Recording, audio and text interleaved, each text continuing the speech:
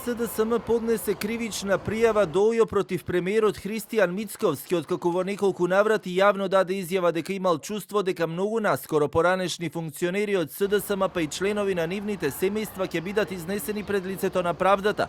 Генералниот секретар на партијата Александар Димитриевиќ во изјавата која ја даде за медиумите посочи дека во овие изјави на Мицковски препознаваат однапред нарачани судски процеси, позади кои како што додаваат стои токму тој што според нив тоа би можело да значи и директно мешање на извршната врз судската власт.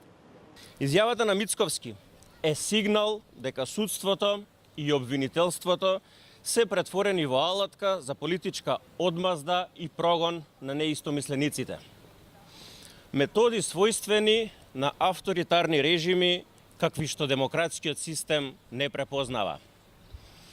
Затоа СДСМ денес поднесува кривична пријава против Христијан Мицковски за кривичните дела: злоупотреба на службена должност и овластувања, повреда на рамноправноста на граѓаните, загрозување на сигурноста.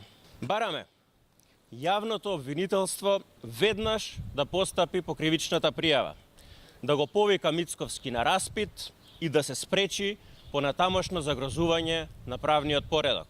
Токму поради ова и лидерот на партијата Венко Филипче информираше дека испратил официјални писма до институциите на Европската Унија, Европската комисија, Европскиот парламент, како и до известувачот на Северна Македонија и амбасадорите на земјите членки, во кои изразува загриженост за состојбите со владењето на правото во земјата, но и предупредува за нарушување на демократскиот и уставниот поредок и поделбата на власта.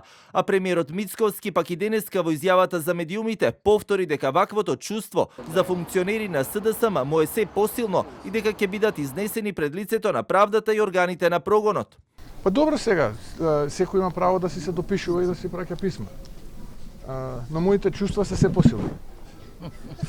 Ваквите партиски прозивки и препукувања меѓу власта и опозицијата станаа се поактуелни по падот на Орбан и актуализирањето на темата дали Никола Груевски ќе се врати во земјата, откако опозицијата почна да бара екстрадиција, а пак власта и денеска посочи дека нема поента да се бара екстрадиција за Груевски додека тој има азил кој се уште му е активен и дека истиот треба да му истече за да може да се бара официјална екстрадиција.